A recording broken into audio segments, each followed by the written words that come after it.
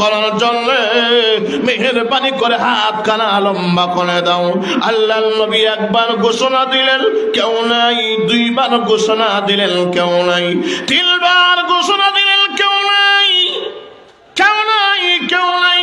কিন্তু হঠাৎ করে তাকায় দেখি মসজিদে নবীর বারান্দা থেকে একজন সাহাবী হাত লম্বা করে দৌড়াইয়া দৌড়াইয়া কয়, ইয়া রাসূলুল্লাহ, ইয়া হাবিবাল্লাহ, ওগো নবীজি, চিন্তার কোনো কারণ নাই। আপনার প্রস্তাবখানা মঞ্জুর করার জন্য আমি আপনার কালো সাহাবী এই পর্যন্ত জীবিত আছি।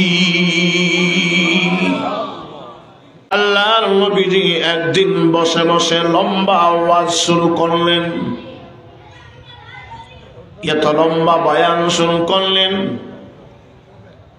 আল্লাহর নবীজি যখন বয়ান করেন, কে যেন মসজিদে নবীর ভিতরে ওই পিছনের রাস্তা দিয়া ধীরে ধীরে চলে চলে আল্লাহর নবীজির একদম কাছে চলে এসেছে। আল্লাহর নবীজি লম্বা বয়ান শুরু করলেন। নবীর সামনে সাহাবীরা সকলে বয়ান শুনি চক্ষু বুজে বুজে আল্লাহর নবীর বয়ান শুনে সকলে কাঁদতেছেন। আগো নবীজি, এত মজাদার বয়ান আর জিন্দেগিতে শুনি নাই।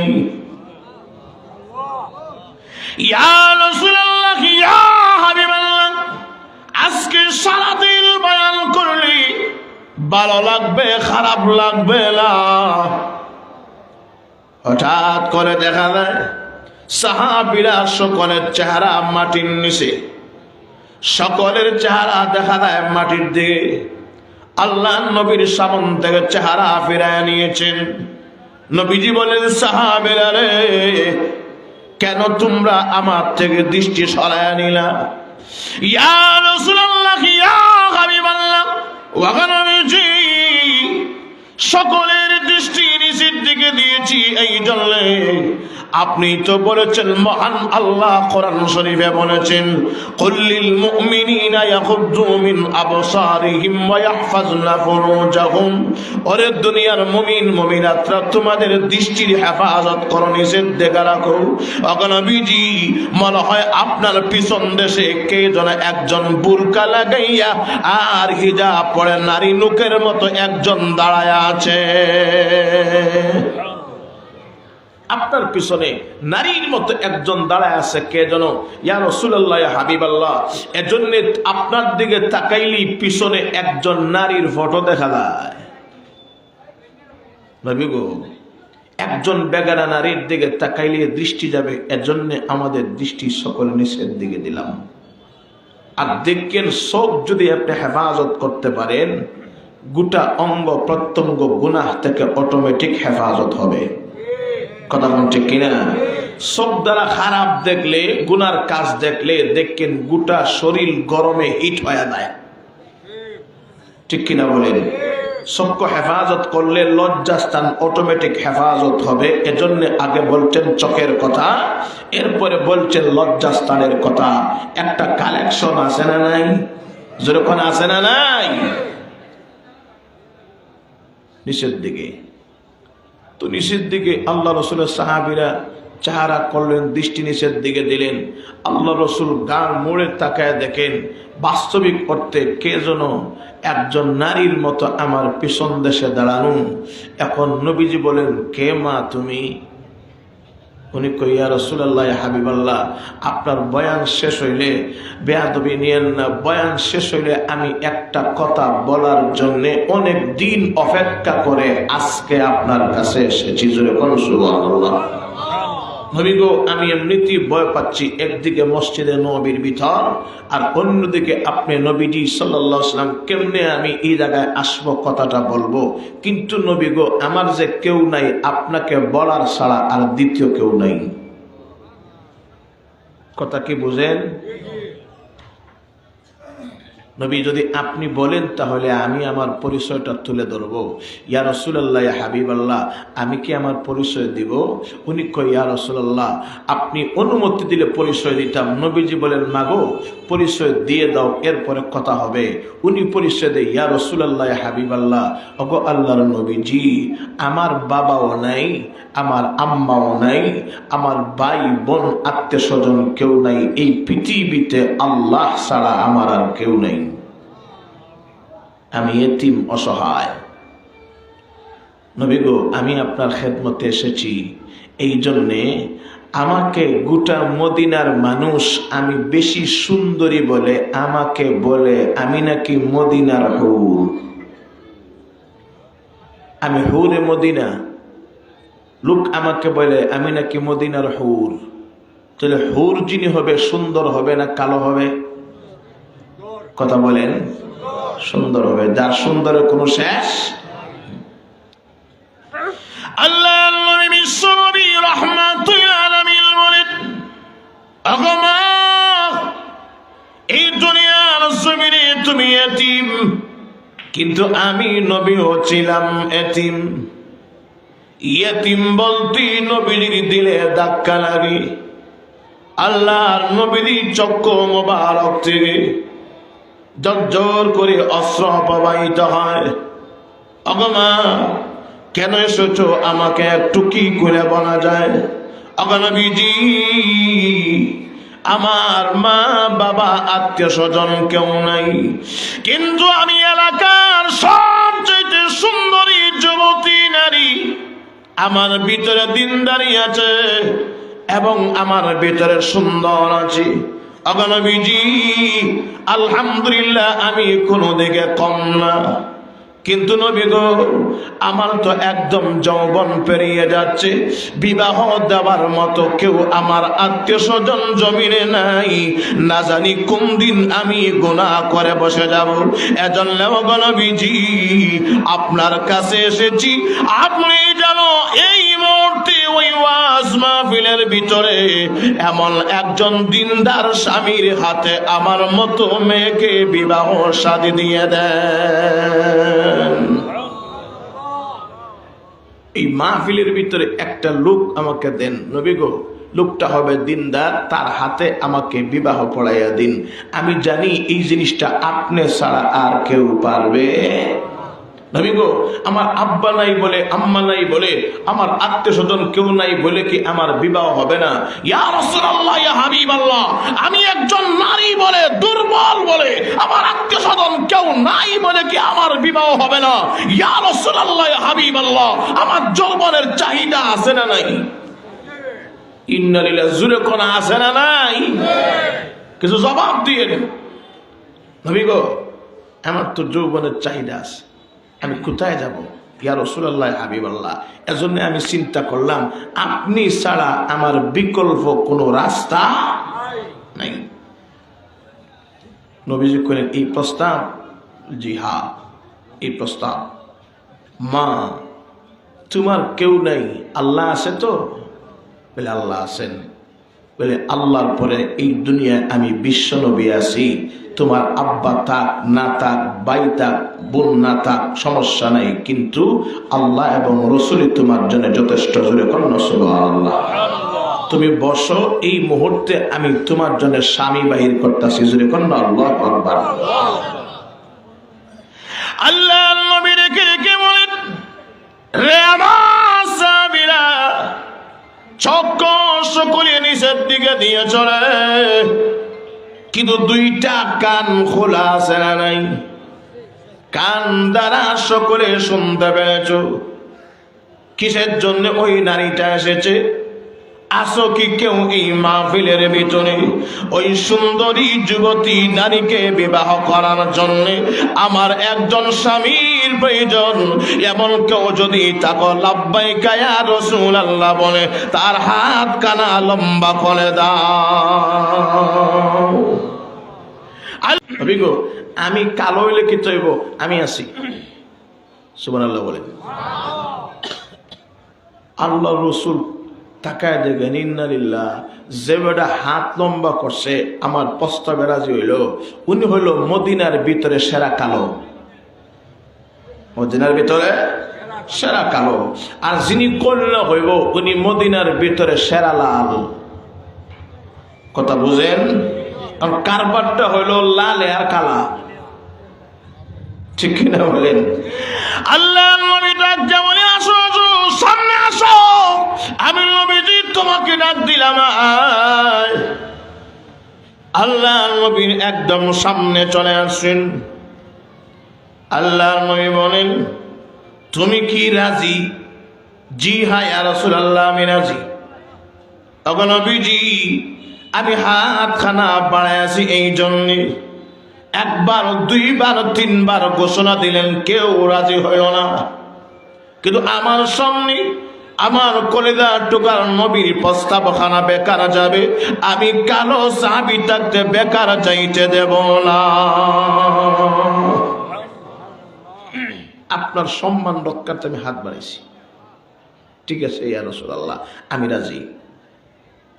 বলেন তো দেখি, কালো সাহাবী হলে কি হবে? মাল আসেনি? কথা বলেন। আল্লাহর কাছে দাম আছে না নাই?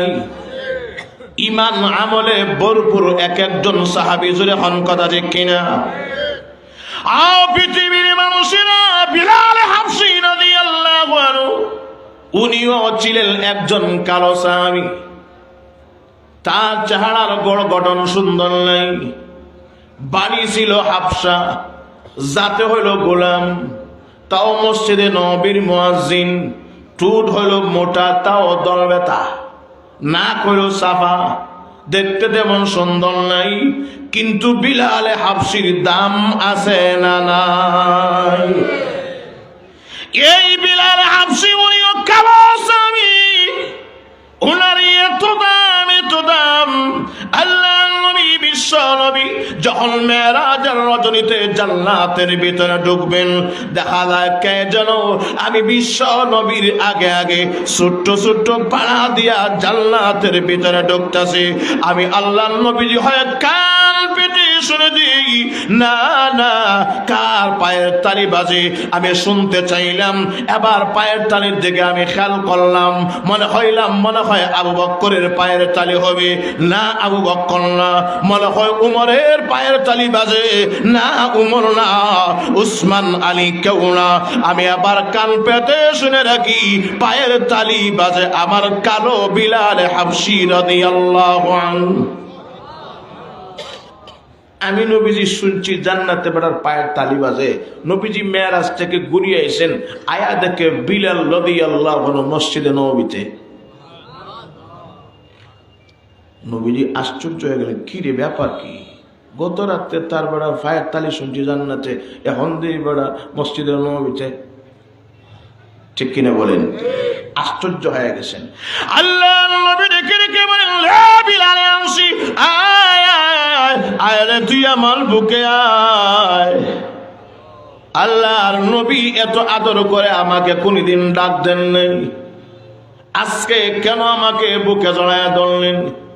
বিলাল রে, তুই কি একটি প্রশ্নের জবাব দেবে আজকে আমাকে? নবীজি গায়, আরে বিলাল, তুই কি একটি প্রশ্নের জবাব দিবে আমাকে? জি হ্যাঁ ইয়া রাসূলুল্লাহ। আল্লাহ নবী বলেন, বিলাল বল দেখি, তুই গতকালকে রাত্রে কইছিলে? ঘুমাই গেছেননি? কিছু নাড়া দেন সুবহানাল্লাহ। বলে বিলাল, গতকালকে রাতে তুই কইছিলে? জবাব দে। নবী গো, আমি মসজিদের মুয়াজ্জিন বেড়া, কই যাইব? আমি 5 ওয়াক্তের আযান নেই আর মসজিদে নবী পরিষ্কার করি। আমার কি কোনো দাম আছে? আমার চেহারাও তেমন ভালো না। নবী গো, মসজিদ ছাড়া আমার আর যাওয়ার জায়গা নাই। বিলাল সঠিক করে জবাব দে, গতকালকে রাত্রে কোথায় ছিলেন? নবীজি, মিথ্যা বলি নাই, মিথ্যা বলার অবকাশ নাই। আমি গতকালকে রাতে মসজিদে নববীতে ছিলাম। আল্লাহর নবীজি বলেন, বিলাল রে, তাহলে তো বোঝা যায় তোর ভিতরে মাল আছে। কি আছে? কেমনে কইলে তুই ওই জায়গা আর নড়া পাইলাম কোথায়? আর একটু জোরে বলেন, জান্নাতে। তাহলে তুই করস কি? জবাব দে। বিলাল কই, ইয়া রাসূলুল্লাহ, আমি আর করতাম কি? কোনো আমল নাই তো, তবে একটা আমল করি। নবী গো, আমি জিন্দেগিতে অজু ছাড়া মসজিদে ঢুকি না। না, আরো আসতে কোন সুবহানাল্লাহ। কি ছাড়া? আর চিন্তা করে দেখলাম যখন অজু করি তাহলে অজুয়ে নামাজ চায়। কি চায়? অজু যখন করছি তাহলে ইয়া রাসূলুল্লাহ 2 রাকাত আত্তায়াতুল ওযুর সুন্নত নামাজ পড়ি, জিন্দেগিতে এই 2 রাকাত নামাজ আমার কাজা হয় নাই। নবীজি কয়, বিলাল রে, এজন্যই তো আমি বুঝছি তোর ভিতরে মাল আছে। এই গুণের কারণে আল্লাহ তোর মর্যাদা এত উপরে দিয়েছে। ও বিলাল, তুই তো হাঁটিস জমিনে, আর জমিনে হাঁটার কারণে তোর হাঁটার তালি বাজে আল্লাহর তৈরি জান্নাতে। কথা বুঝছেন নি? বিলাল হাফসি কালো হইলে কে চাইব? দাম নাই। বেটা হাঁটে জমিনে আর নাড়া হয় জান্নাতে। দেখেন, চিন্তা করে দেখেন কত দাম, কত ইজ্জত, সম্মান, মর্যাদা। আর কালো বুজুর্গের কথা মনে হয়ে গেছে, যিনি বলছেন আগে আল্লামা তকি উসমানী দামাত বারকাতুহুম, গোটা বিশ্বের এখন সবচেয়ে বড় আলেম। এখন উনি একটা ছোট্ট রিসালাতে আছেন গণনাক্রমে যে একটা লোক বিয়া করছে একটা মেয়েরে, মেয়েটা হইল খুব সুন্দরী আর ছেলেটা হইল খুব কালো। কিন্তু যখন দুজন তখন বাসর ঘরে দেখেন প্রথম রাত্রে স্বামী আর স্ত্রী মিলিয়া আটকাইবার লেগা কিছু মজাক করে দাদা দেয় নাই? মনে হয় আর তো যখন আসে না, নাই, এটা মজা। এখন বউ কইল, ও কালো মিয়া, তুমি আমার স্বামী? বলে, হ, কেন? আমি তোমার স্বামী। তো কোনো সমস্যা? কয়, না, কোনো সমস্যা না, তবে তুমি কি আমার সাথে সারা জীবন সংসার করবা? বলে, হ্যাঁ, এই জন্য তো আমি কবুল কইছি, সংসার কর্ম দেখেই তো কবুল কইছি। কয়, না, আমি সুযোগ দিতাম না। কয়, কেন? কয়, একটা শর্ত সাপেক্ষে। কি শর্ত? কয়, সারা জীবন যদি আমার ঘর সংসার করতে হয়, আমার সাথে তোমার রাত যাপন করতে হয়, তাহলে তুমি সারা জীবন আমার জন্য আল্লাহর দরবারে শুকরিয়া আদায় করতে হইবা।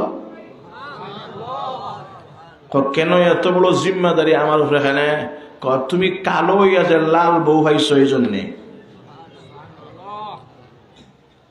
উনি কইল, আচ্ছা তাই নাকি? বলে, হা। তাহলে আমি তোমার শর্তে রাজি, যদি আমার আর একটা শর্ত তুমি মানো। কারণ নারীর চেয়ে পুরুষ লোকের আকল বেশি না কম? আর রিজালু কাওয়ামুনা আলান নিসা, পুরুষের আকল বেশি। এখন উনি কইল, তোমারটাও মানি যদি আমার শর্ত তুমি মানো। বলে, তোমার আবার শর্ত কি? আমার শর্ত হইল যে সারা জীবন যদি তুমি কালো স্বামীর ঘর ধৈর্য ধারণ করিয়া বরণ করে নিতে পারো। বুঝছেন না? তুমি সুন্দর হইলে শুকরিয়া আদায় করতাম আমি, রাজি তো। আমি কালো যে তুমি ধৈর্য ধারণ করা লাগবে না। ঠিক কিনা? কেন? কেন মানে কি? আমার মতো কালো স্বামী আর একটা পাইতা না। ঠিক কিনা? কইন্নারিল্লাহ, কথার জবাব তো দিলাইল। ঠিক কিনা? সুতরাং আমার শর্তে তুমি যদি রাজি হও, তোমার শর্তে আমিও রাজি। বউ কইল, রে বেটা, কালা হইলে কি তো হইব? মাল আছে দেখি। ঠিক কিনা? আচ্ছা, বাসর রাতে আর ঝগড়া করিয়া লাভ নাই, দুজনকে মিলা যায় না। বলে, এই রাস্তাও আমার কাছে আছে। কেমনে? যিনি সারা জীবন মহান আল্লাহর শুকুর গুজার হবে, শুকরিয়া আদায় করবে, ওই ব্যক্তি শুকরিয়া আদায় করার কারণে সারা জীবন উনিও জান্নাতি। আর যিনি সারা জীবন সবর এবং ধৈর্য ধারণ করবে, সবরের গুণের কারণে উনিও জান্নাতি। সুতরাং তুমিও জান্নাতি, আমিও জান্নাতি। সুবহানাল্লাহ। তুই যে কালো সাহাবী হাত বাড়াইছিলেন নবীর সামনে আসেন, বেটা কালো হলে কি হবে, দাম নাই? জোরে কোন আছে না নাই?